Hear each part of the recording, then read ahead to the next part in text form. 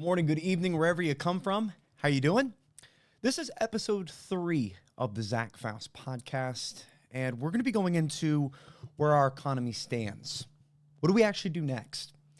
See, I say what do we do next with a couple things that we're going to have to agree on. See, there's a foundation to the conversation we're about to have that we are not heading toward a great spot, in my opinion. And I'm going to tell you a couple of the items that we're going to have to agree on and understand to get you to why I believe that. There's 10 in total. But once I go through these 10 in total, I believe we're going to be on the same page of we're not heading a great direction. Through private, through political, through publicly right in front of our face reasons, we're not heading in a great direction as a country. We're not heading in a great direction as an economy. As a real estate agent of 8 years, it was very clear, especially over the last 2 or 3 years, that we're not heading in a great direction in our housing market. We're not heading in a great direction with our cost of living. And there's lots of reasons. And I'm going to break down I have lots of numbers written out, very specific, down to bills and percentages where we're at as an economy. But the second question is, how do we get out of this? How do we change the potential outcome?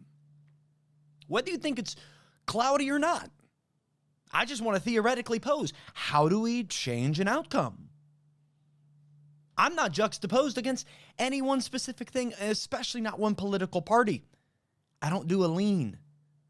The only lean I do is leaning into a defender. All right, I was raised playing basketball, playing sports. I am so blessed that I actually didn't really lean into the political scene. I leaned into watching Sports Center every day. A little liberal, absolutely. But it was for sports. I love sports. I love basketball. I could talk ball. We could do a whole nother podcast on sports. I could. But I'm so lucky that I didn't approach the economic scene, the political landscape, really, until I got to come with a really neutral foundation. And I found, specifically for me, because I want to get us on the same page, and this is since 2022, I'm going to unravel for you today how could I classify this? Radicalized myself, in a sense. And that's a crazy word to speak out loud, so let me be very clear about what I mean. All right. I believe our government doesn't have our best interest. Okay? I believe that the economic outcomes based off today's economic patterns and past historic economic patterns is leading us to a world where wealth inequality looks no better for people like you and I. The public landscape, our economy, our stock market, our housing market, our car market, our everything doesn't look better, especially in terms of affordability in 5-10 years. So how do we change that outcome? If that's the truth, and again, I'm going to walk you through 10 items. We'll slow it down. I'm not going to go into great detail, but I'm going to give you things that you can look up yourself. If you feel that our country has backed us to the hill for decades, and that our economic scenario is actually extremely bright, and that I have a very bleak and negative outlook and should look deeper into items, I'm just going to give you some items that I've dug into that I've implored you to. I'm no guardian of information. I want to tell you exactly what led me to start looking into things with a slightly different outlook. Starting with number 1. I'm going to go through all 10. Let me start with number 1, the Federal Reserve. I was at a happy hour in Newcastle, Delaware.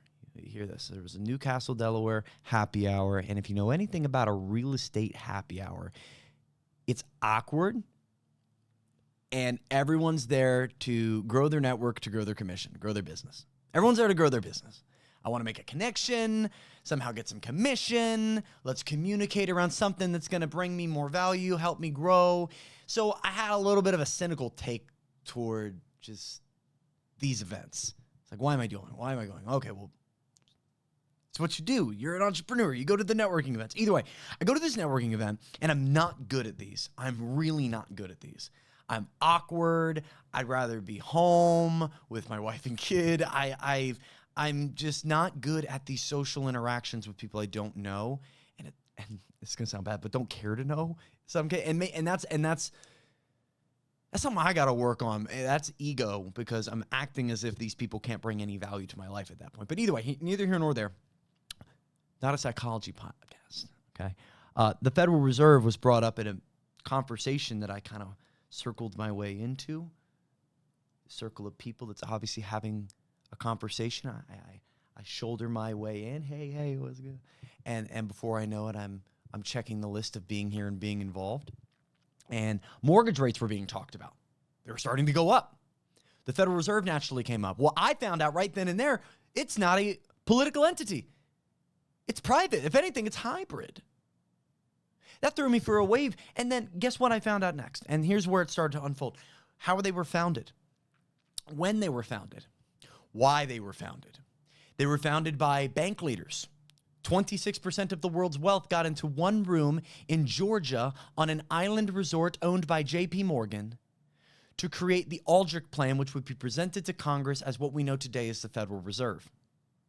At first denied and needed to be rebranded, this Federal Reserve, and we went into this on the first episode a little bit, but let me backtrack just very quickly so that we're all on the same page. It was originally called the National Reserve Association, and through the Pujo Committee, which was actually investigating to see if this was a potential money trust, this wasn't legitimate, which they found it was, by the way. They had to redo the whole bill because they found this was a money trust. You guys are just trying to get bank control. So what they did is they replaced the name with the Federal Reserve Act. They created regional banks to dissipate control from just New York City. And they decided that board members couldn't just be put on, they had to be selected by the president. Other than that, it was the same exact bill. And 26% of the world's wealth, 180 corporations, 11.7% of our entire economy was being funded by 4 to 5 bankers. And that created the central bank, which inevitably pulled the rug out from us during the Great Depression. I'll talk about that in a second. But they've overall arcingly not done their job. Their 2 mandates are to keep rates moderate. Or I'm sorry, not keep rates moderate. That's like their third one. Their 2 main mandates. Keep prices stable for us. Not doing a great job there. Keep unemployment low. They use very lagged, odd ways of incorporating this data into theirs. Phone calls and other methods. We've gone through that before. Phone calls and other methods to actually figure out if you're employed or not. Old school methodologies to get lagged results. So we know right now the employment market's not good, and we're going to see that over the summer unwind. You can tape it. You can clip it. It's going to continue to unwind.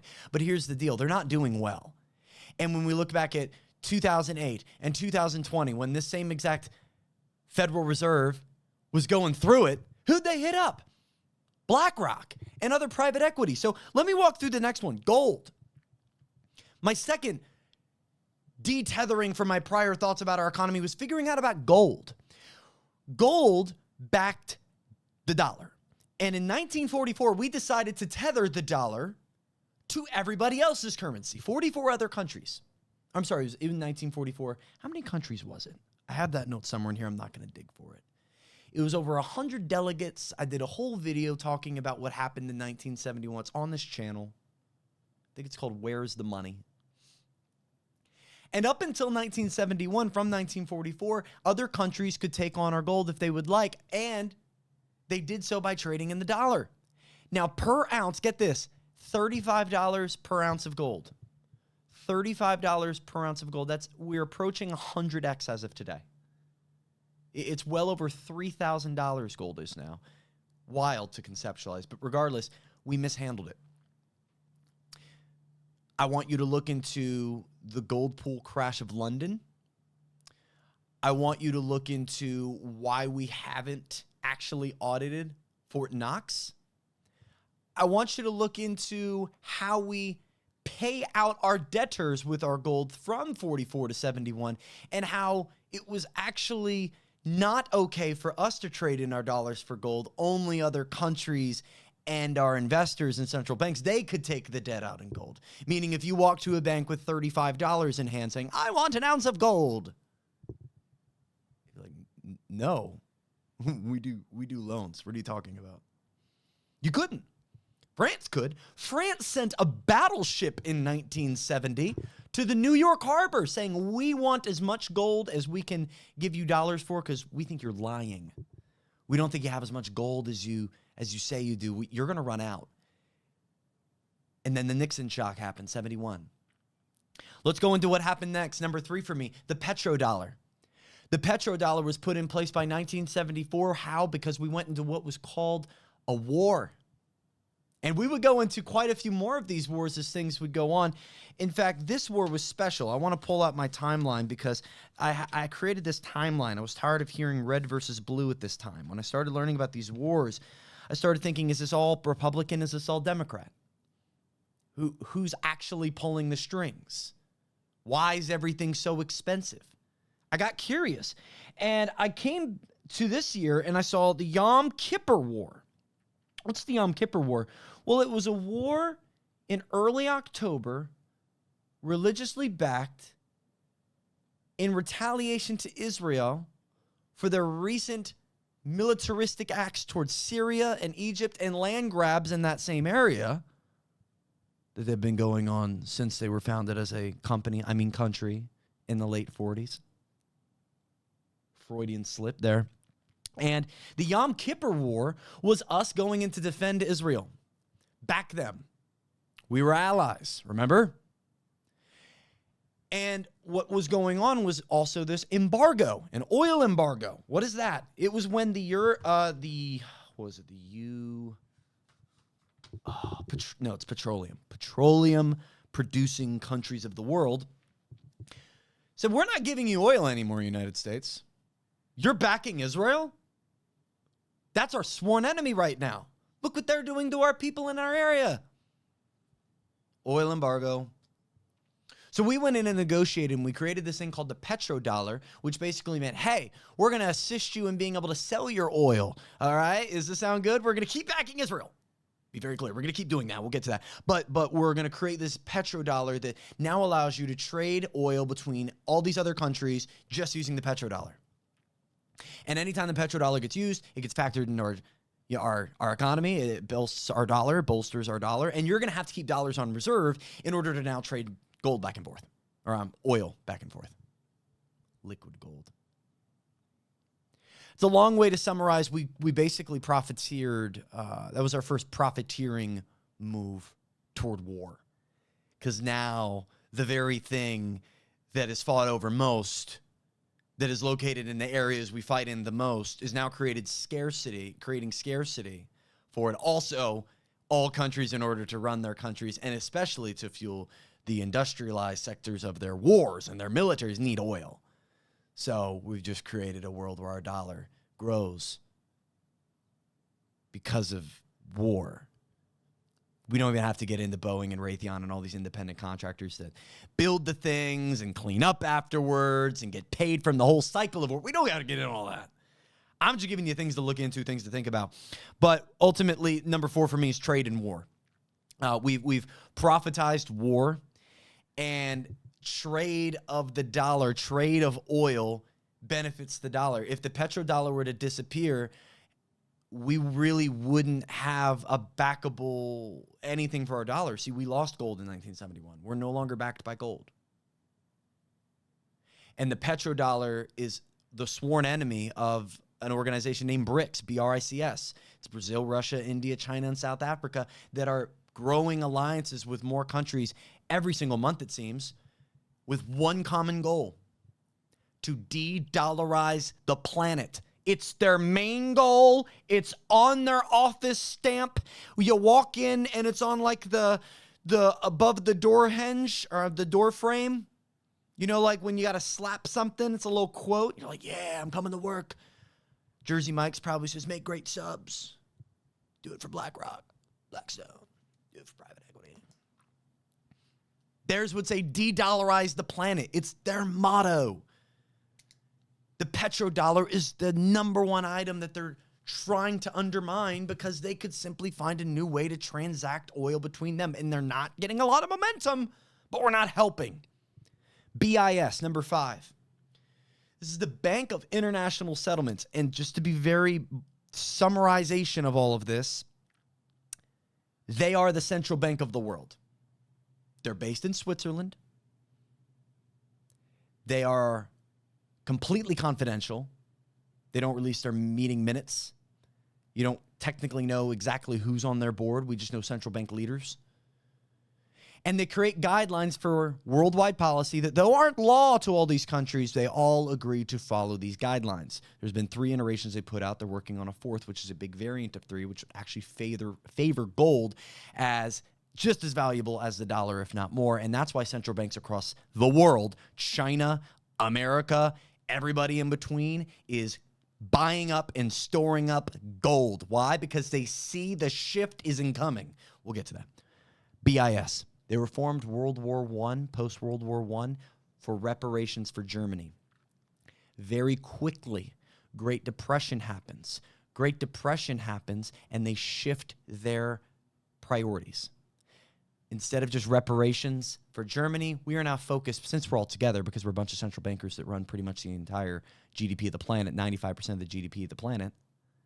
Why don't we focus on this whole international thing? Let's focus on how can we sustainably keep making money. They're central bankers, long term. World War I really did a number on us, and now we have the Great Depression.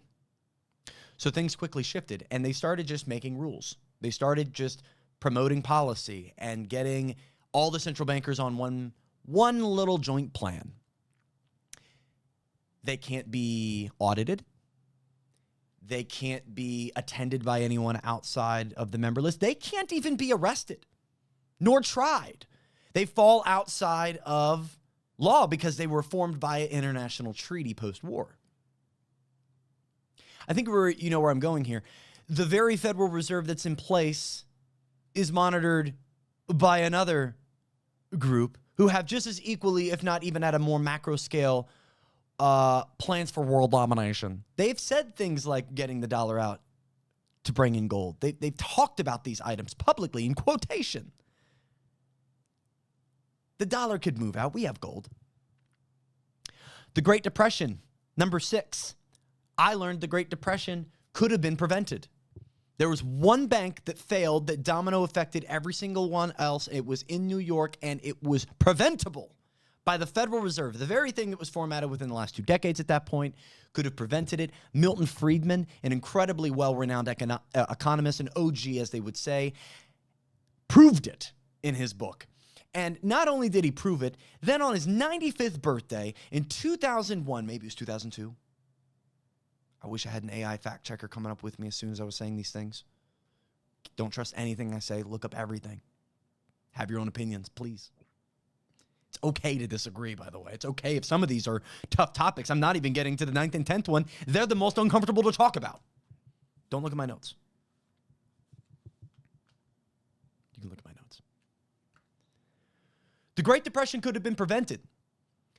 Milton Friedman wrote a book, The Monetary History of America, I believe it was called. And on his 95th birthday, Ben Bernanke, at the time one of the governors of the Federal Reserve, would go on to be its future chair during the housing market crash and all that. He got on stage, gave this long-winded speech for 30, 45 minutes. You can look at it verbatim online. The manuscript's online. And you read it and you're like, what? Because it ends with, hey, Milton, in regards to that book you wrote, yeah, hey, you said we made the Great Depression happen? Yeah, you're right. And because of people like you, it won't happen again. We did it. We're very sorry.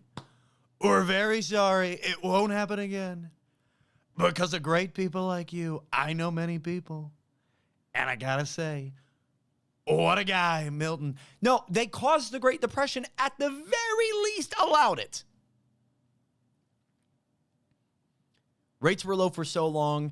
The actual president was encouraging stock market speculation, encouraging people to take out loans to go bet on the stock market. It was a wealth transfer. There was a giant wealth transfer, whether you want to say it was a result or a pre-planned. I'm giving you things to look up.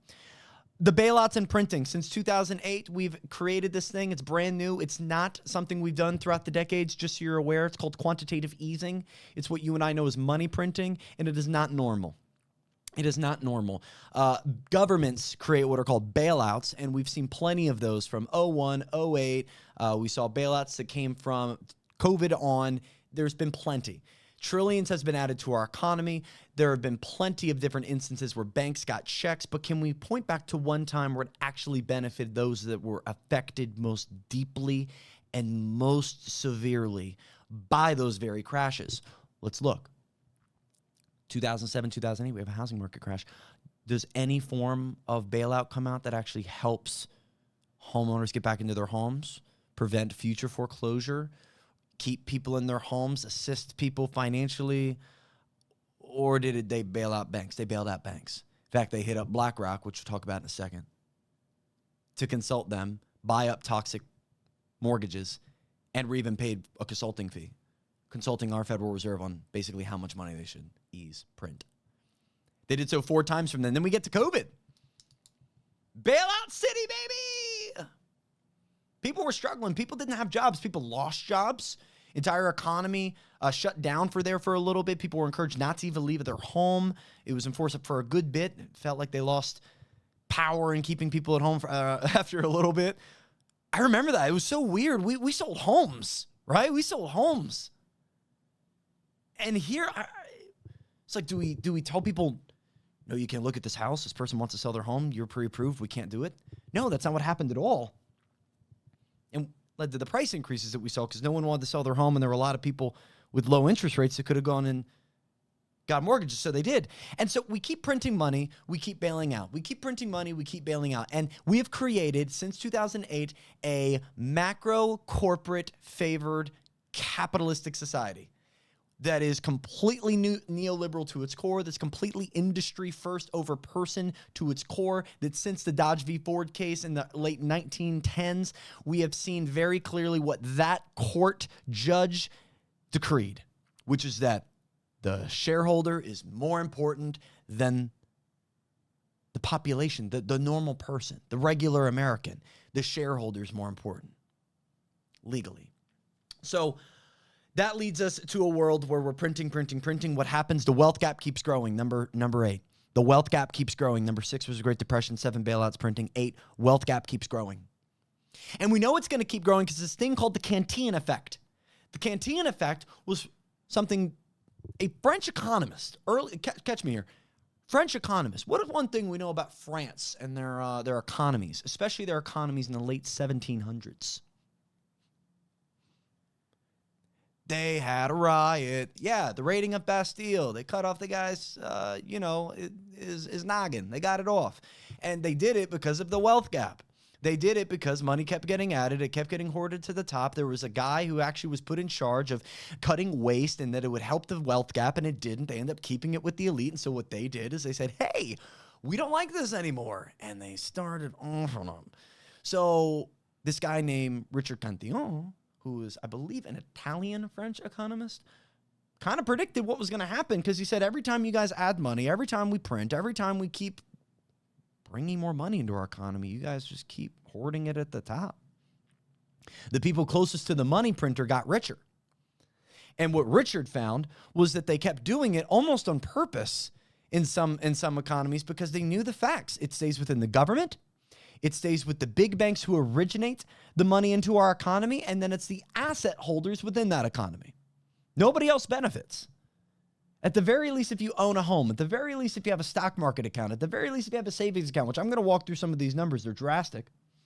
Because not only am I going to talk about how we got to here and my foundation for where we're at, like I said, I want to talk to you about where our economy stands today. What's the temperature of the room? And then what can we do to change? This will be a longer sit. If you could lock in with me, double down on this, hit this up a second sector. This is a lot to download. This is to our brain. I get it. This is a lot to talk about. But we have to understand where we're at to understand why we are where we are today and why we need the changes I'm going to talk about because they're pretty dramatic. Largely theoretical, obviously, because there's so much ingrained money, power, and greed that's just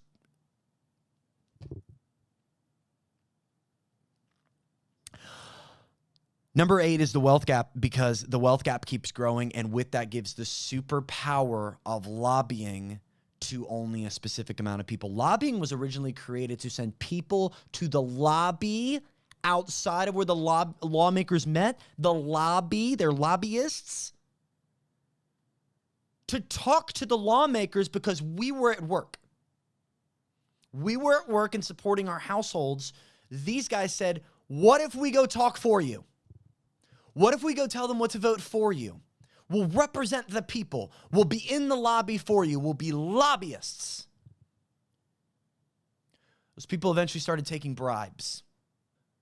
Those people eventually started getting paid and swayed and picked out and employed by mega corporations. You're going to think I'm lying. Entire countries and super political action committees, super PACs that have grown to support billions of dollars of your favorite lawmakers' pay stub.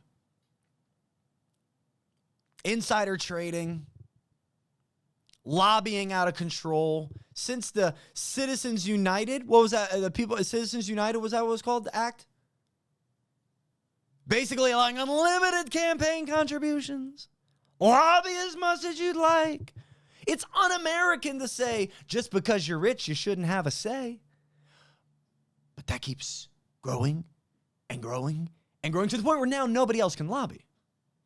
If you don't have billions at your disposal, you cannot lobby. You don't have a chance. 9. One of the biggest super PACs and one of the most influential across the entire lawmaking span are directed directly to places in the Middle East, such as Israel. Super PACs that exist that are directly run by people who support and are there specifically for the alliance of America and Israel is prevalent and known. It's more than 90% of our entire lawmaking space receives money from Israel-based PACs. Why? Because they want control. They want to have say. They want to have say in what gets passed. It's the same reason lobbying exists. I'm going to go through earlier. Did you know that it's been lobbied for the Federal Reserve to actually be kept in its position of power? Lobbied for it to remain? There's been 13 different bills since 1913 to either add authenticity, add openness, or outright abolish the Federal Reserve. Not a single one of them made it to the voting floor. Why? Lobbying. You can look at, I think it's SIFMA. You can look for these gigantic big banking. Look at opensecrets.org or .com. They show it all, how much money goes into these lawmakers. It's not tinfoil hat stuff anymore, guys. It's not. Big banks, gigantic mega countries that really operate as this weird LLC shadow bank for the rest of the world that are simultaneously, let's hit it, committing genocide, simultaneously slapping the empathy of an entire generation in the face in the name of political position, telling us that we should ignore an entire, I don't know what I can say on this platform, but the entire destruction of a land and a people in the name of political affiliation and alliance. I don't buy it. I don't buy it. We align ourselves for positions of profit because we've done it historically every single time. And that very country is not, by the way, the country that's in this book. And I'm holding up the Bible if anyone's listening to the audio. And you don't have to believe what's in here, by the way, for what I'm about to say. You do not have to. And that's completely fine. The country that's talked about in this book, Israel, is not the Israel that's in the Middle East right now. That was formed in the late 40s. It was formed as a land post-World War II that the recently just absolutely dismantled and discouraged and completely nearly decimated Jewish people got from the United Nations, I believe it was, as reparations. And that land was not their land from the beginning. And that land is not their land now. And we continue to back them. Number 9. Oh my gosh, there's another one. Yes. Oh wait, that was 9. This is 9.5. Epstein. Number 10 is equally as hard to talk about. So let's go ahead and just knock out 9.5. Epstein. I know there's a lot of things I'm not allowed to talk about on here that would make all of our stomachs curl over, and I'm not here to do that. But the fact that that list is being kept from us for national security reasons should raise every single person's neck hair. Why do we have a list of certified elite pedophiles that we aren't releasing? Why are we protecting people that put the most innocent soul that can walk this planet at jeopardy, the most egregious jeopardy potentially they could face outside of death? Why are we protecting the very list that does exist, the people that aren't, for national security reasons? Let's unfold that. That means it's not celebrities. We're not talking about musical artists. Hear me, we're not talking about your favorite actor. We're talking about the people in charge of our country. We're talking about the leaders of our bureaucracy. We're talking about the federal offices that run our country, our economy, everything. It's ingrained to the point where it's a national security risk. And by the way, the very person who is put in charge of releasing that, head of the FBI,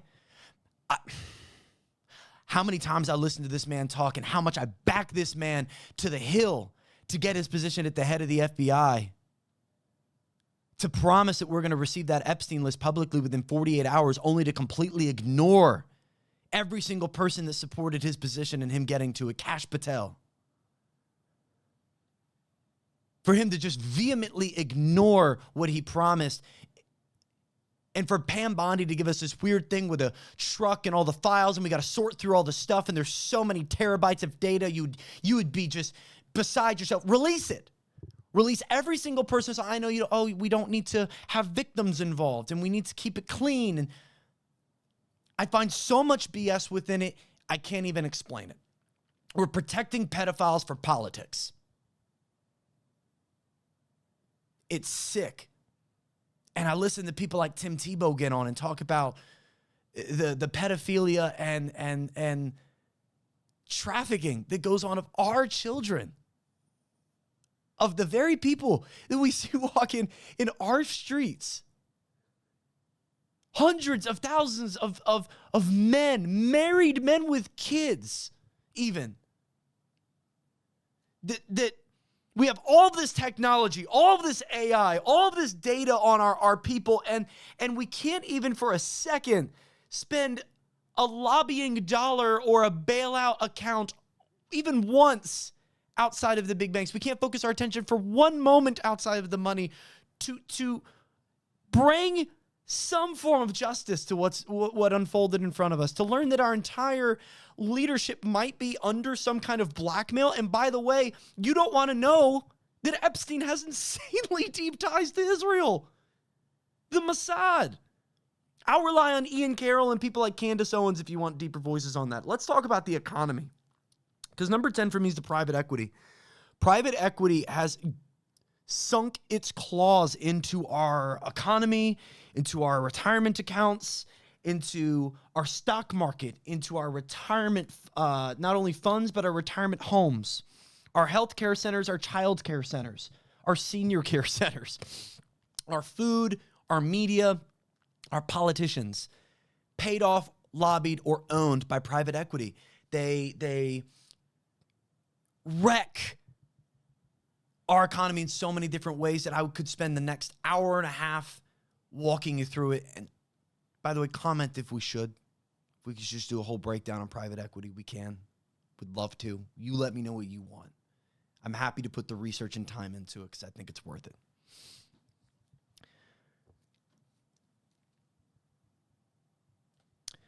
Private equity, through something called the carried interest loophole, is able to take on money that they make from buying other companies and valuating. They're able to basically, when they sell a company, which is what they do, if you don't know what private equity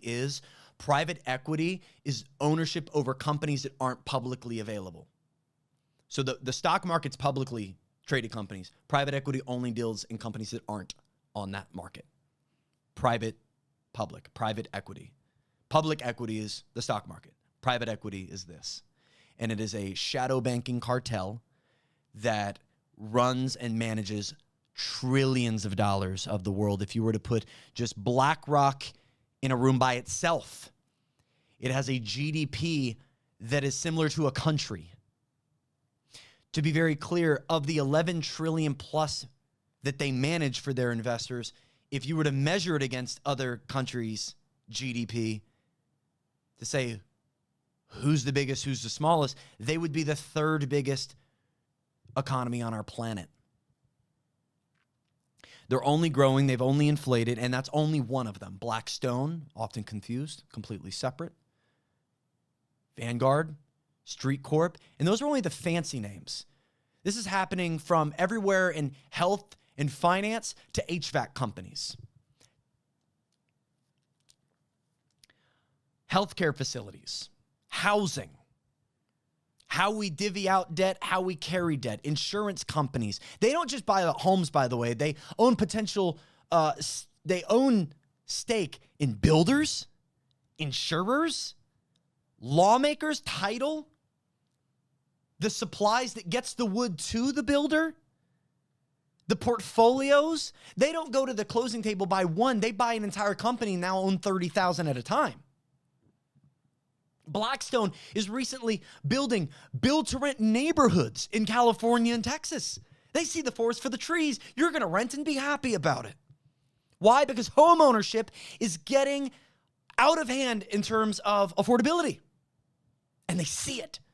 And they're helping cause it, by the way. They're not the number one source. The mom and pop investor and microgreed at that level is definitely hurting our supply. We're not building enough. Our zoning laws stink. They're restrictive. But they're helping cause it.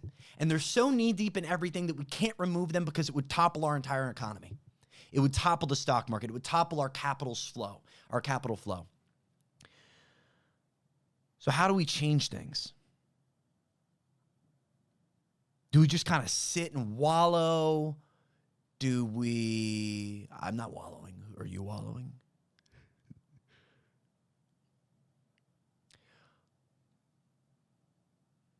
What do you actually do when you don't think the very thing that's running the whole system is playing it fairly and doesn't care to know what your opinion about it is?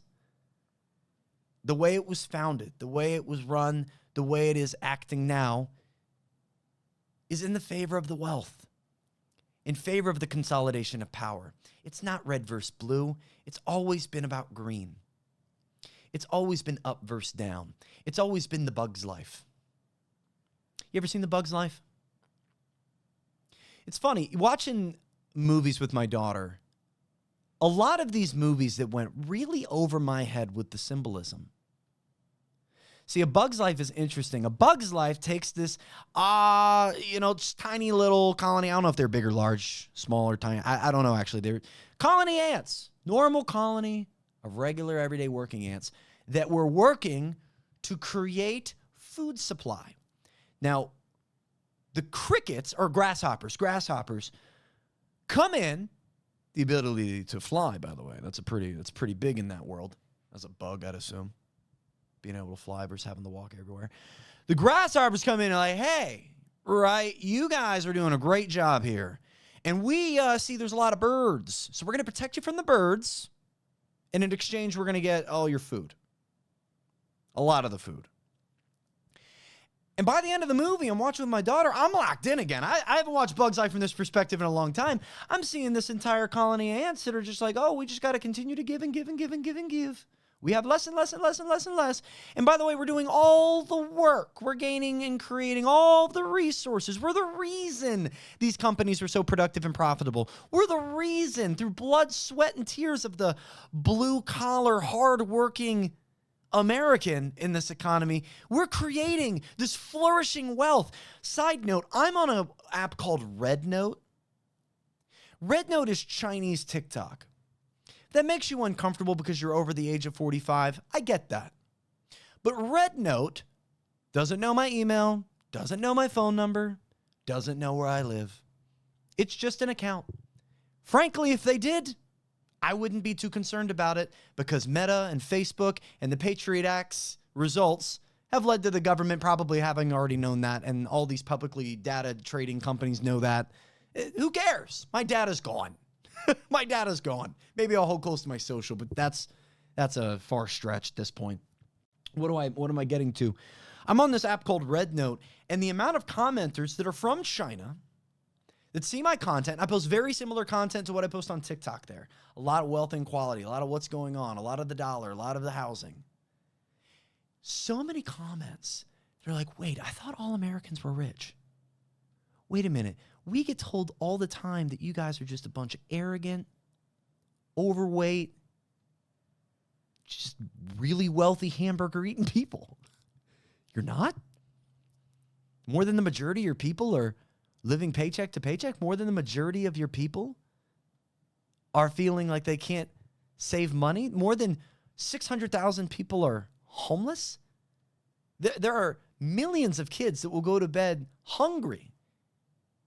In the land of opportunity? I'm confused. See, they're sold a different message about our country. They see the GDP and the big numbers, and they see what our country wants them to see. Wealth. Wealth. As far as the eye can see. But it stays at the top. It stays up there. And that's where we live right now. So I wrote some numbers down. I want to breeze through them real quick because I want to give a kind of a temperature of the room. If you don't agree with where we're standing right now, as I'm at this point now 35 minutes into this, if you don't agree with me up until this point, all I do is encourage you to look through one of those 10. Start with one, research a bit. If you want me to go in depth on any one particular one right here, comment it below. Let me know. Communicate with me, by the way. I'm making this up as I go. I'm making up this podcasting thing as I go. Please lead me in the comment section. Lead me. I'm here for you. I work for you now. Okay, I work for you. Let me know. But regardless of that, I want to set the temperature of the room where we're at today. So the value of the dollar is on the way down. It's over the last 90 days, it has lost about 10 to 15% of its power, depending on how you look at it via the dollar index or its comparison to the euro. The dollar is losing power. The bond market for 10-year and 30-year bonds is up 0.19 points, so 0.19 points to 4.47 in the last 90 days. For 30-year yields, which are 10-year yields, shorter term of the two, a lot of times changes the mortgage interest rate. And 30-year yields are up 21 points, 0.21 to 5.05, some of the highest it's ever been. What does that mean? It means interest rates will stay high. Mortgage interest rates right now, as we shoot this, average 6.86% for a 30-year. Spending is beginning to drop across the board. Consumer and investment spending from retail investors. Savings per household is down. Average 6% over the last 10 years is the average that a household normally puts away of the money it makes. If they make $100, they put away $6. In and around COVID, that number got all the way up to 20% and averaged around that for about a year and a half. 20% of what Americans were making made it into their savings account. Today and since 2022, it has been below on average 4%. It is in the mid 3% and dropping as we shoot this. Meaning for every $100, the average median or the median household is saving about $3.50 of that 100. The median price of a home today is $414,000. In 2016, it was $239,000. Power bills are up 41% since COVID, up 4.98% since last year. A loaf of bread is up 36.8% since COVID, and car insurance up 18.48% since COVID. The median monthly payment for a used car off the lot is $512, and the median mortgage payment is $2,502. In 2012, the median mortgage payment sat anywhere between $1,100 and $1,200. Car insurance and the mortgage payment. Let me break this down. If you didn't catch that, the cost of the median car plus the car insurance is almost higher than the median mortgage was just about 12 years ago, 14 years ago. We're only a few $100s off at this point. That's striking. What else is striking? The stock market, because not everything's bad. Let's look at what's good. The stock market, it's up. The S&P 500 has tripled since 2012.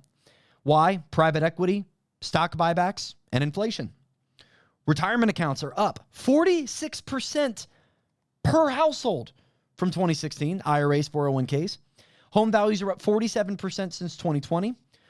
39.6% of those homes, by the way, don't even have mortgages. 39.6% of homes in America don't have a mortgage. What's going to force them to sell? Another group of the 60.4% of homes that do have a mortgage, 38% of them are paying less than $1,500 a month. 4/5 of all mortgage homes are paying less than a 5% mortgage rate. We have the lock-in effect. People can't move. People can't leave. They can't sell their home if they wanted to. Where would they go? Do you know how many people in my real estate team that we've talked out of selling? Why would you talk someone out of selling? We need homes on the market. Because if I talk them into, or if I let them sell, they would sell and make their 100 grand. Then what? Their credit is now below 620. They can't get a mortgage. Even with their reserves, they can't get a mortgage. They don't make enough income regardless. Their debt to income is bad. Why? Because things have gotten more expensive. Things got harder. Oh, well, I'll go rent. The rental market is just as expensive. At the very least, in Delaware, is almost right on the same mark. So if you have kids, you have a dog, forget about it, because the apartment life is probably your only option. What I'm saying is the housing market has gotten dramatically harder to get into at an affordable level, all while the values have increased since COVID at a level that if you owned a home pre-COVID, your net worth is drastically different. Specifically, the net worth of a homeowner in 2024 versus a non-homeowner, if you're curious, the difference is huge. It's humongous. The net worth of a non-homeowner is about $10,000, $9,600. The net worth of a homeowner is $396K, nearly $400,000. That net worth difference, you're a peon to a homeowner in 2025 if you don't own a home. Meanwhile, the U.S. debt is at $6.8 trillion, an insurmountable amount. No one can, I can't even fathom that. Other countries are threatening to sell off our debt via selling our treasuries. Selling our treasuries. Selling our securities. Bonds, I just mentioned, are a direct reflection of investor sentiment. And right now, the country seems shaky. The dollar seems shaky. Did you know that China holds about $800 billion worth of our own debt? They could sell our debt. They could just sell it. The seismic effect that would have on our economy of China and other countries like E2 countries, is it U2? I think it's U2, like Japan, Italy, France, started just selling off our debt, it would be detrimental. It would almost be like lead up to the gold, 1971, lead up to the repeal of the Bretton Woods Agreement. We started kind of getting called on our bluff, but that was gold. This is the dollar. And let's enter private equity. Private equity owns housing, healthcare facilities, and HVAC. They have monopolies over nearly everything. They own stake in 86% of our stock market at a 20 to 30% ownership rate. What does that mean? It means they have more than 10% of all the publicly traded assets available on the stock market. And for every company that they own more than 10% of, they have what's called a beneficial ownership right, which gives them the ability to vote at all the executive board meetings for the majority of every single publicly traded company that we know, love, and trust. They're influenced by private equity. Mainly BlackRock, because BlackRock, State Street, Vanguard, all arms of the same beast. They get votes on our boards, and they own our media. They own our food. They own the majority of the lawmakers. And so we get to this point where we understand, okay, banks, countries, holy cow, they own not only the laws that get presented because they own the lawmakers themselves, but then they own the rights to how they get voted on by lobbying. And then they own the companies that benefit from the laws that do pass and the capitalism that gets to perpetuate. And they get to influence, BlackRock does, our own Federal Reserve on when we print money, when we don't, when we should sell mortgage assets, when we shouldn't. Do you know, by the way, who owns BlackRock? It's Larry Fink. Who's Larry Fink? He was a part of the Boston Investment Group back in the 80s. He had this knack for preventing bad things from happening to your investment account. through asset diversification strategies. In layman's terms, he's a really good investor. So good, he created this thing. He called it, at the time, it's basically a mortgage-backed security. It was a combination of notes together, a conglomerate of notes together, and that they get sold within these. I'm getting too complex, and I don't want to lose you. Notes get passed back and forth, mortgage notes between banks. They get graded and sold. They package them together. He was a very big proponent for even the subprime loans that people were giving out prior to 2008 that led to the crash. Did you know that? Larry Fink backed the subprime loans and said it was a good idea. He created the very product that led to the 2007 bank collapse that unraveled the housing market collapse, because a bank failure led the housing crash. Mortgage-backed securities led that charge. He helped create the product. He helped back the very niche of the product in the subprime world to get us to take on enough of it to eventually create a world where our entire country had to call on him to come fix it. You ever hear or see that? Here's how I could describe it. You ever see an episode of like a cartoon, and it's a superhero cartoon? Let's talk about the Powerpuff Girls. What a great show, by the way. What a great show. I was always, as a kid, I was like an 8-year-old kid when that show came out. As a boy, I felt so embarrassed at how much I liked the Powerpuff Girls. I wouldn't talk about it at school. I wouldn't talk about it. You can't like the girls. You're not allowed to like girls. Icky, icky. Icky Vicky. Another good show, Fairly Odd Parents.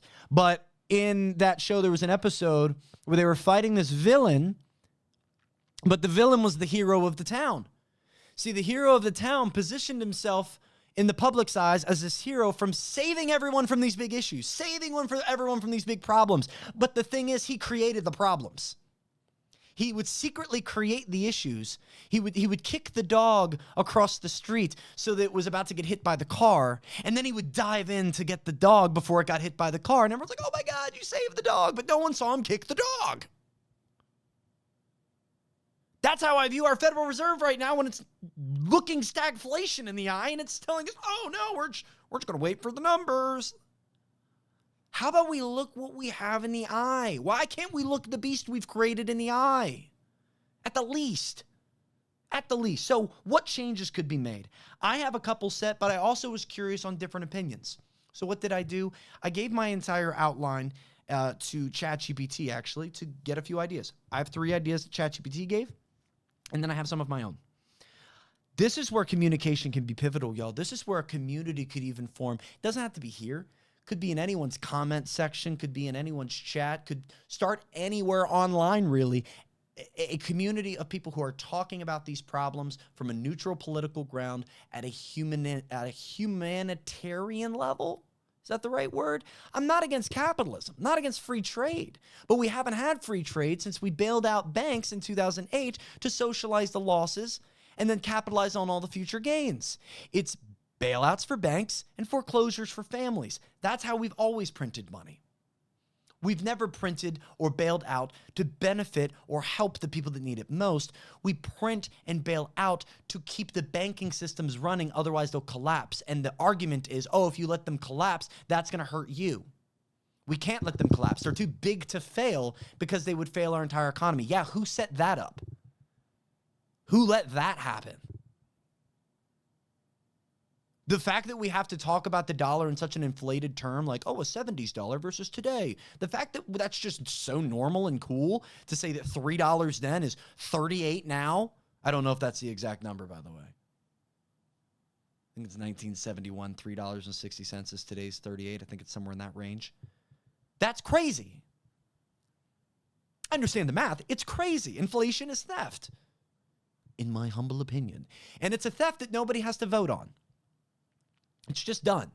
We don't vote on these bailouts. We do vote on some bailouts, but we don't vote on quantitative easing. I don't remember the last time I got asked, or your parents got asked, or your grandparents got asked. Last I heard, it all happens in the big old pillared buildings made out of marble. They have a really cool obelisk, by the way. If you've ever seen that, the Washington Monument, what a cool looking little spire, little thing we built. Isn't that George Washington's headstone? Am I wrong about that? What a headstone.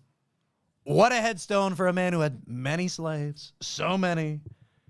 His teeth were made out of horses. Horse teeth. A horse-toothed slave owner. Okay, I'm done.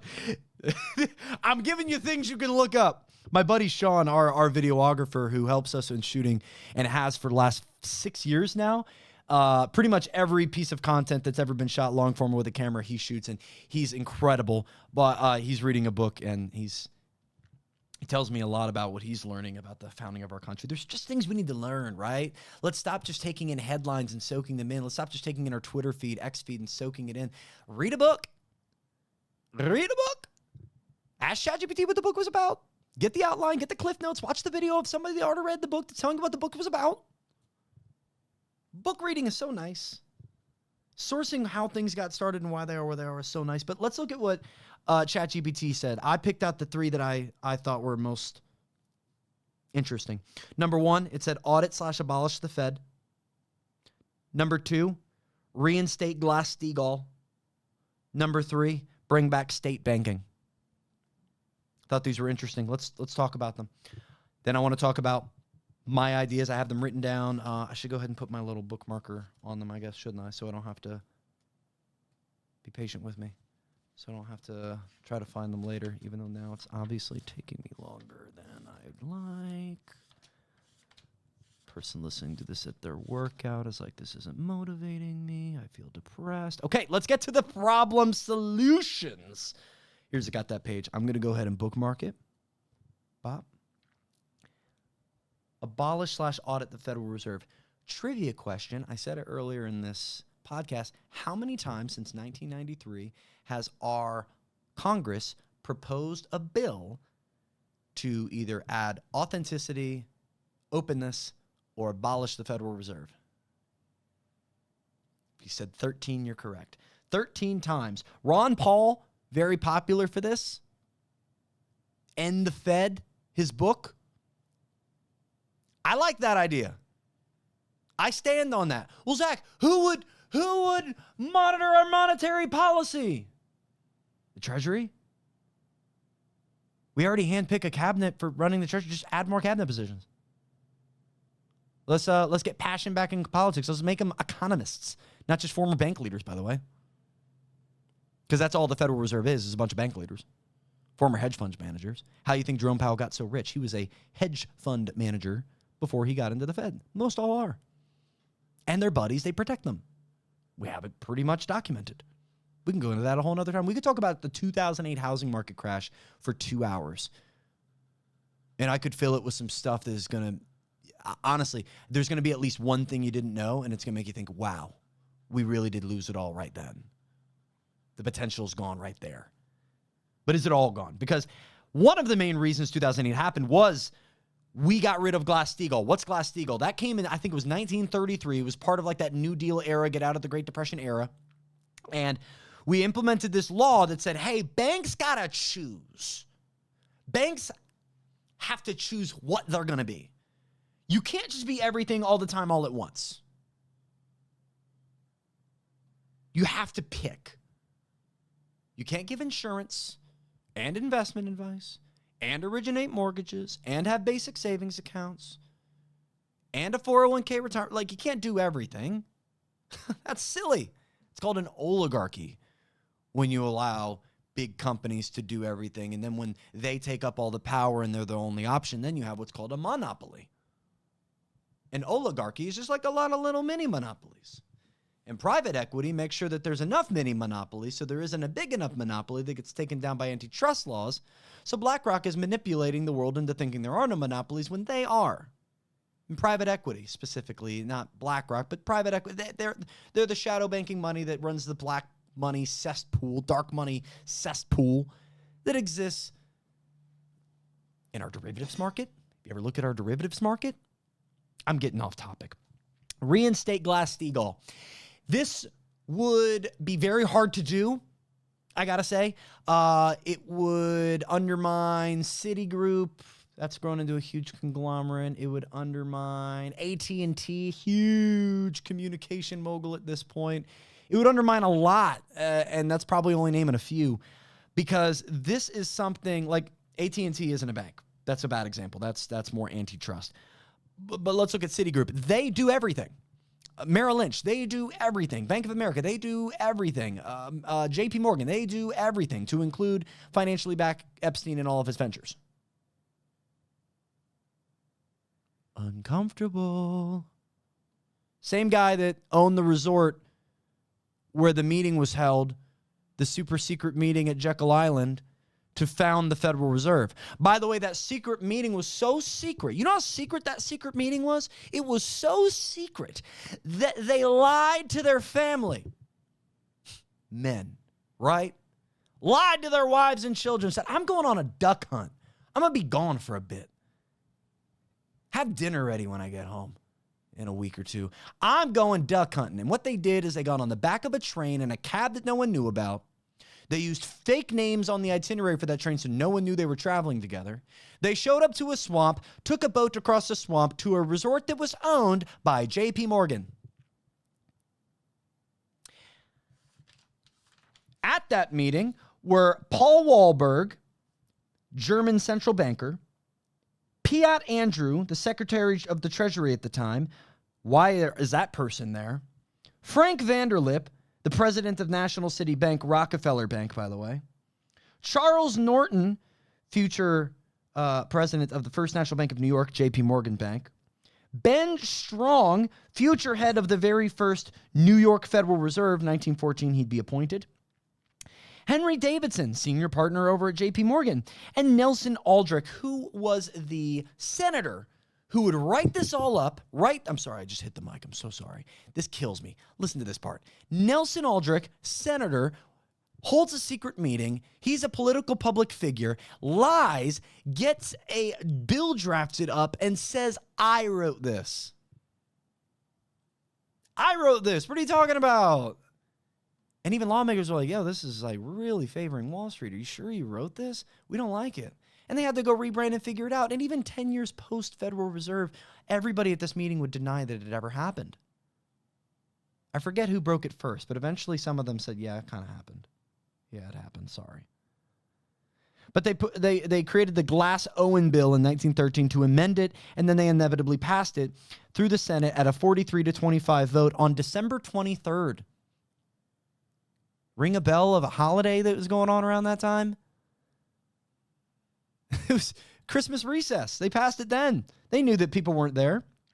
And Nelson Aldrich, by the way, just for the last kicker, he's the father-in-law to his daughter married into the John D. Rockefeller family. He's his father-in-law of John D. Rockefeller. So everybody was represented there. They created it. And now today, there's a lot of problems that persist that we could point back to. So again, back to the auditing, abolishing the Federal Reserve. I think it's interesting. Reinstating Glass-Steagall would be tough because all of the people who benefit from it would have to get behind getting rid of it. And I just don't think that's going to happen without systemic change. State banking's interesting. You ever heard of this? Follow me here. What did we do before 1913? Before we had a central bank. And no, we were not the first central bank. The Bank of England was formed in 1694. The Bank of France, France des Banques, 1800. The Reichsbank, Germany. That's where Paul came from, by the way. Paul Waldorf, who was at the Federal Reserve Jekyll meeting. He was actually put in charge of part of the Federal Reserve. Who's he put in charge of eventually? Paul Wahlberg. Oh, yeah, he was the 1914 federal. He was on the federal board, so he was appointed. So for anyone saying that meeting, by the way, because I've heard that take like, oh, that's conspiracy theory, tinfoil hat wearing. Why did all these people inevitably make it into the Federal Reserve? Like the actual thing, if this meeting isn't connected to it. Read The Creature of Jekyll Island. Great book. Author is a nut, but I love listening to him. He's so spot on, but the way he presents it is so funny. Love him. I would hope to be able to chat with him one day. And a huge lobbyist for the Federal Reserve also was Woodrow Wilson. And Woodrow Wilson even said after his term saying, I've accidentally handed our country, our great prosperous nation, into the hands of a few wealthy men. My bad. State banking, though, is what we did before 1913. And a lot of people say, we need the Federal Reserve, we need a central bank, because state banking didn't work. We had a bunch of bank failures. We had bank crises. But let me tell you right now, the number one cause of those state bank crises that you didn't know about. Look at every single bank panic. 07, late 1890s, early 1890s. Look at the Gilded Age. Look at the private money that was put up by J.P. Morgan and the Rockefellers, by the way, when the country needed money. We took out a loan privately from them. Isn't that nuts? But why did state banks not work then? There were two reasons why. One, we were an agriculture economy. Two, you couldn't cross state lines. We were an agriculture economy. And guess what happened in the same exact years that led up to those bank panics in those areas? Famine. It didn't rain.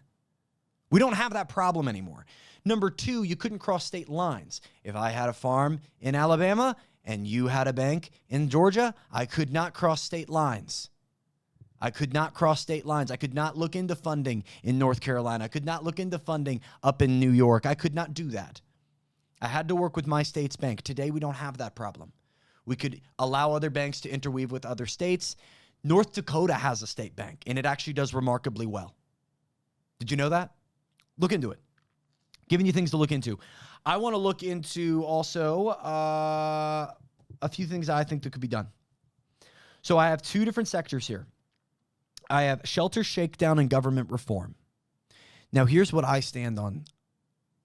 I firmly believe our housing market is unattainable, it's unaffordable, and it's inaccessible to the next generation on so many levels. And if we don't do something sooner than later, it's only going to get worse. And I don't mean the fearmonger, but it will only get worse. Investors will continue to speculate. If rates go down, more investors will buy more properties. Yes, you may have a lower rate too, but so does everyone to your left and right that maybe has owned a home before, owns 7, has a vacation home, wants to retire. They'll get lower rates too. Oh, we need to build more affordable homes. Yes, but how many more affordable homes do we have to build to satisfy the taste of investors who have unlimited funding? There's systemic things we have to do. Number one, why don't we limit the number of single-family homes that can be owned by any one LLC and ban institutional investors? Why don't we completely cut out private equity from investing in single-family homes altogether and prevent LLCs from owning them? You can invest in apartments and condos and other items, not single-family homes. Maybe even put a square foot minimum maximum. You can only rent homes that are 1,500 or less because that's where rental market really needs to be available. A 2% fee on all landlord purchases. If any investor purchases a property with plans to profit, they should have to pay a fee at the closing table of 2% minimum, preferably more, that comes off of the purchase price and goes directly into a first-time home buyer fund that helps to fund real people buying homes. Real people that need shelter, real people that don't care that real estate's the greatest asset, investment, whatever. They just want a roof. Some plot of dirt, the American dream, to be able to come into this country with nothing in your pocket, only bringing value to the growth of this country. If you just did that, you'll get by, and you can get into a home, and you can have the white picket fence, and you can have 1.5 kids. Tell me right now that one person coming in with nothing in their pockets, making one bout of income in their household is going to be able to accomplish that. You can't. You can't. And that's never been more clear. So we need to start transferring wealth. If an investor takes a property off the market, they're going to help get a single-family homeowner into one. Easy. Massive public housing investment. We need to build 4 million homes, most economists think. So let's build them. Let's make them affordable, sub 1,500 square feet, sub $400,000 across the board, sub 300 in areas that need it most. Let's incentivize the builders the same way that Utah's done. Utah's done it beautifully, by the way. They have 2 bills that run simultaneously of each other. Both released post-COVID. One incentivizes builders to build smaller, affordable homes, and one incentivizes the first-time buyers to be able to afford them by helping finance, provide grants. They're building smaller homes, and they're helping people buy them. It's symbiotic. It's beautiful. Zach, where do we get the money to do that at a national level? Print it. I'm sorry. I thought we've all pretty much agreed as a country that when things get tough, we get printing. Why is it when we bail out our economy, we're only bailing out banks and not the people that are suffering from the banks? I don't know. I'm just a realtor. Incentivize local housing control to slowly untangle inherently discriminatory laws that hold back community growth. Listen, I'm all for county boards, city boards, downtown boards, but letting these old heads that just happen to voluntarily want to help their area come in and decide what's going to happen with communities, commercial buildings, zoning, there needs to be some federal insight. There needs to be some professional economists, professional town makers, town improvers brought in. We need to have tax benefits incentives for these counties and cities that create cuts, that allow builders to build a bit more, that allow better zoning laws to maybe build up and not out all the time, build vertically, not horizontally all the time. We need to look into how we can utilize our empty spaces in commercial buildings and empty, vacant homes that are all throughout our country. For that one, we need to enforce a 12-month vacancy fee federally. We'll track them via community site for local areas where people can report, as well as we can utilize things like even AI and tech to monitor utility bills and trackers to determine when homes are possibly vacant and need to be brought back with an inspector, an investigator to see if it is. 12 months vacant, doesn't matter what it's being used for. I don't care what it's being used for. My family takes a vacation to South Dakota once a year and don't care. You can afford to pay a vacancy fee. That vacancy fee will be enforced on any home that is vacant for more than 12 months at a time, anytime. And if they are potentially charged with it, their only three options are to live in it, sell it, or rent it. 3B, renovate it to do one of the other three. So they could be renovating it to do one of the other three, similar to the only way that you're able to get unemployment benefits is to proving that you're trying to actively get a job. That also fee could be kept at a state level in a first-time homebuyer fund that could assist the 2% fee. Now, that's the end of shelter shakedown, but I did do some fun math. If we were to just run that first one, the 2% fee on corporate landlords purchasing properties with plan to profit, if we just charge that 2% fee over the last 2 years, we would have over $500 billion in that fund. And that would give $10,000 to, I think, well over 50,000. Is the number higher? Am I missing a zero there? There would be tens of thousands, if not hundreds of thousands of families that could benefit from down payment assistance, getting a lower rate, getting some of their down payment covered, or somehow being able to compete with these investors, secondary homeowners, speculators, people that are just like, real estate's the best investment, or I don't want to live in Connecticut anymore. I'm going to come down to Delaware. I don't want to live over in Boise, Idaho anymore. I'm going to go down to Joplin, Missouri, like all these different areas that are flooded because they're affordable. It's going to happen more and more and more. Let's get to government reform. And then we're going to have a breath together after this, guys. We're going to have a breath together, I promise. This is healthy for me. I feel like I'm unloading a lot of what goes on in the noggin at all times. And I do have a hard out in 11 minutes. So we got a lot to zoom through. Government reform. I think we need to balance the budget every 5 to 10 years as opposed to at will over a term. I think it needs to be set at a nonpartisan level, basically not subject to whoever's in office. Because if we did that, that would mean that when the budget is redone, however long, between 5 or 10 years, we could decide. If we set it at a consistent pattern, that means every single time a budget is being spoken on, it is going to be affecting the next term in office. It is going to be affecting another potential political party, and it's something that needs to have the country in mind, not just getting to the end of the term with good numbers in mind. Because our country has greatly been shifted by the whiplashing effect of executive political terms. Let's move on. End stock buybacks and board positions for any lawmaker indefinitely post-term. There is zero reason why a company is able to give a board position to a lawmaker who helps pass some laws for them. There is zero reason why a company can go and buy its own stock to limit the supply on the public market, to only utilize to gift to their top executive board members as bonus and to bolster their own stock price value. We've ballooned the entire stock market. Out of the S&P 500, only 6 to 7 of those companies are even showing profits at a consistent level. We have ballooned the stock market so dramatically through stock buybacks. Lobbying needs to be grandfathered out for all future terms. How do we do this? Greedy politician, hey, pass this law and you get to keep doing lobbying. Lobbyists can continue to pay you, bribe you, whatever whatever term you want to call it. Let's call it what it is. Call a spade a spade. You're going to be allowed to continue, but the next person who fills your seat can't. Next person who fills your seat can't. So that means you get to be the hero while getting all the benefits. I think it's a fair way of implementing it. Tie executive pay, this is a new one, tie executive pay to median worker wages, meaning a representative for an area would be paid based off the median annual income of the area they represent. We need to get profit out of politics. We need people who have passion for the people, which is how it started, but it's not how it's going. It sounds corny to even say now.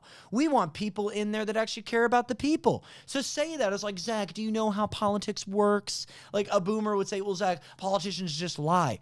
Why do we not care more about that?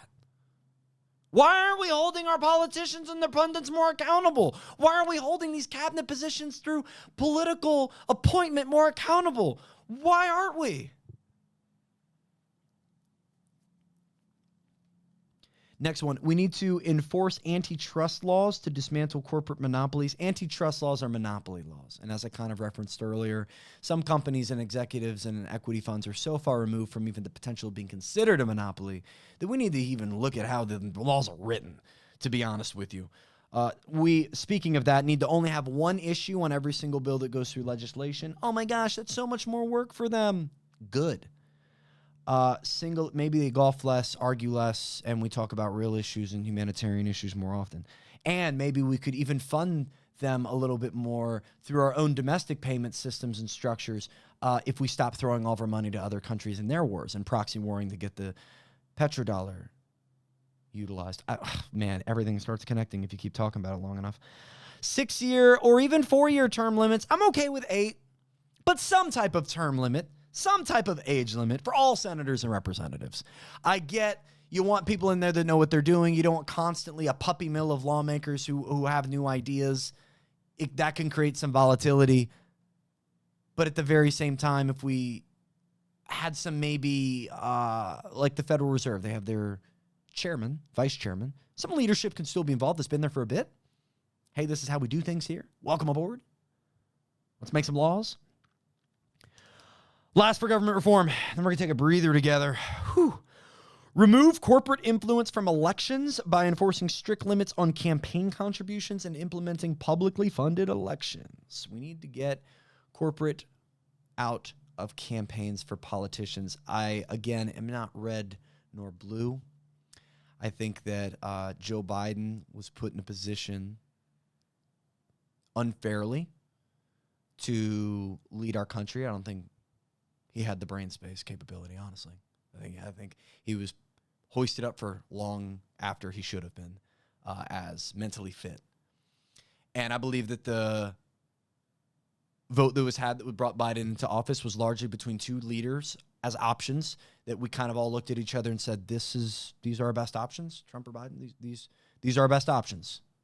Lead the free world. The election before that, Hillary and Trump, I think that same. We were looking at each other like, which one's not worse? This guy has some new ideas. This one over here seems involved in a lot of crud. And then we look at the last election. Mrs. Harris, I mean, you didn't have a plan. At the very least, your communication of the plan on every media outlet, from a town hall to a one-on-one to a rally, was less than remarkable. Your communication skills, your ability to convey what your thoughts were consistently and openly. Everything seemed like a script and you weren't good at reading it. Your economic panel featured a lot of private equity BlackRock names too. I think it's not blue and red. I think it's all to divide. I think it's all because if we were to unify, that's where we have power. We have to keep fighting. There have to continue to be these social issues, environmental issues, real, issues even mixed in that we keep debating and going over. Meanwhile, we're not going to get any change. And meanwhile, all of these big corporate oligarchs continue to make money and money and money and money. It's kind of how I believe the system runs. And so if we were to get in here and shake up how our government works, shake up how the legislative branch even creates laws, introduces laws, votes on laws, how the executive branch handles those laws moving forward, and the limiting maybe of power for certain things. Like there's been a lot of executive orders / emergency lawmaking that's been done in this term, and there's a place for it. Don't get me wrong, there's a place for it. But the way the whole system works is so unregulated. And we know that people are bought off, paid off, lobbied, bribed. And that's just from something we could get on paper. What's happening in closed door meetings? What else is going on at these meetings, these congressional hearings, that's just what we hear. What's going on at the party? What's going on in the text chat? What's going on in the steam room, boys? Like, what's being talked about and exchanged there? Why is Nancy Pelosi 2 times the investor Warren Buffett's been over the last 10 years? Why are we okay with all of the things that we're okay with? Or should I say, are we just desensitized to it all? Expectant of an expectancy around misrepresentation, an expectancy for a lack of integrity, an expectancy of greed, an expectancy of putting the shareholder over the normal American.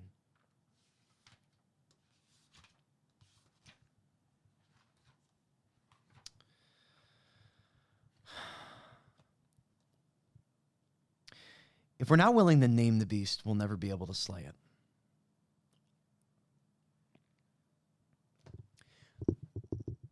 But if we see it and we actually understand it, we actually understand the beast that we're looking at, right? We understand private equity, we understand how this came to be. We understand what strings are running the systems and how none of those strings end up going to places that benefit the middle or working class. And historically, they've never gone toward it.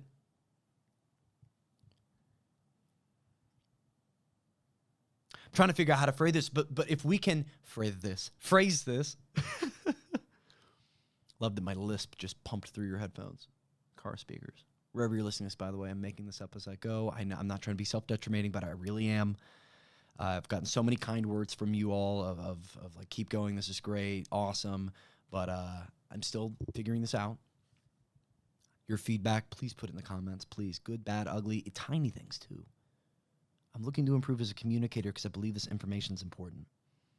And I believe as a society that is working 50 and 60 hours a week, households working hundreds of hours, 3 jobs worth of full-time work a week, you don't have time sometimes to keep up with these things. And I want to take what I've been blessed with, time, and give it and pour it to you and pour my knowledge and what I'm finding back into you. Because if we understand the house that we've built and the foundation it's on, we understand what rooms need to burn. Maybe how to burn down the house and how to reconstruct the proper one. Because when you look at the foundation, it's flawed.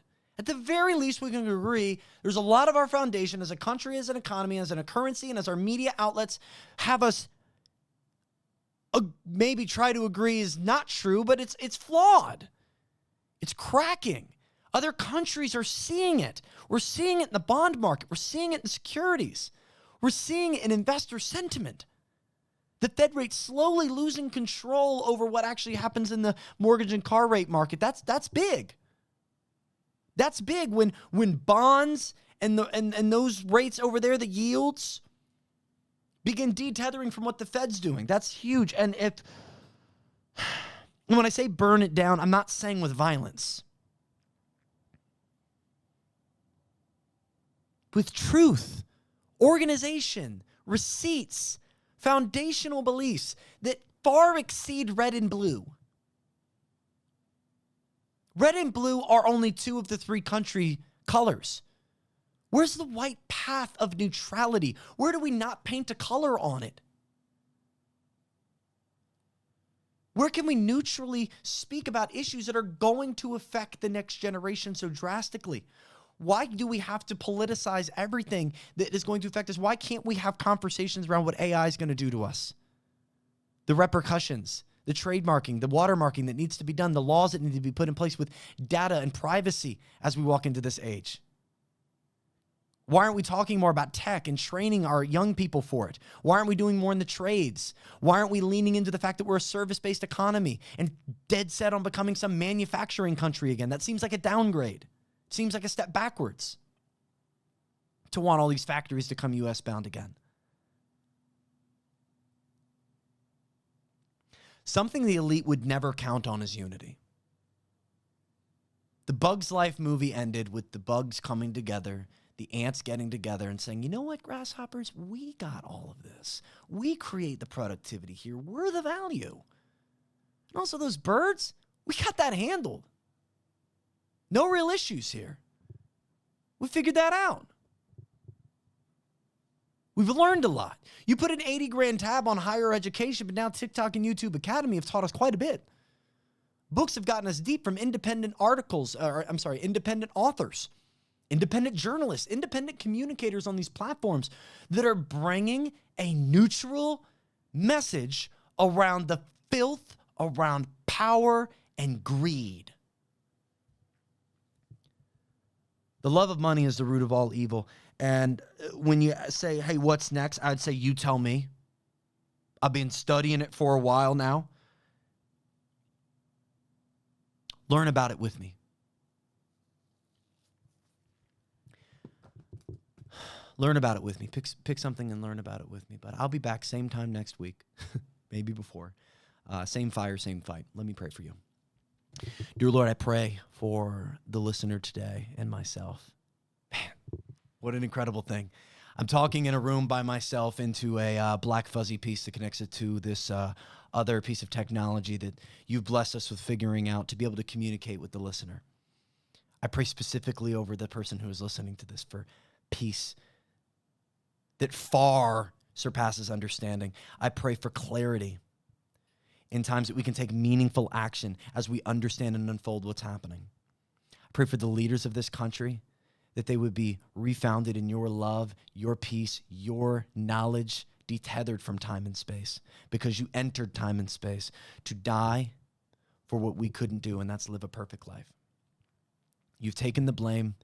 You've taken the fault. At no benefit for me or anyone who listens to this. I'm completely indebted to you. I pray for the person listening to this, that they may find comfort, they might find gratitude for the country that they live in, and for faith and the potentiality of a different outcome. I pray for change. I pray for this country's change in revival spiritually, financially, politically, from the leadership down to the last American. Give us change. That we may see the lies, we may see through the spiritual warfare that exists, through the power and greed, as you said, the love of money is the root of all evil. Allow us to see through it with clear eyes. Remove the scales from our eyes and let us see clearly. Let it be revealed to every single person listening, especially the person hearing my voice right now. In your precious name, the matchless, the majestic, and the beautiful name of Christ. Amen.